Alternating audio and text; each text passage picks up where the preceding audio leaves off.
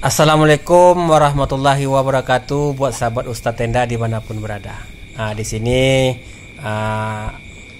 bercerita tentang sebuah seni karya yang paling indah ya sana ya.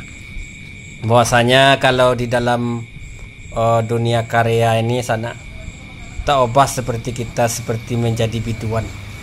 Jadi kalau kita nyanyian kita itu bagus, kita pandai koplo, dangdut, tripping, insya Allah orang akan berdatang menjemput kita untuk menyawer kita sana.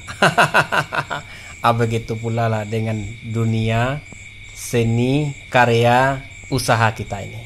Jadi kalau kita pandai-pandai istilahnya ngikutin kayak mana, kayak begini, kayak begitu, jadi kita nggak harus di situ-situ saja sana. Itulah intinya.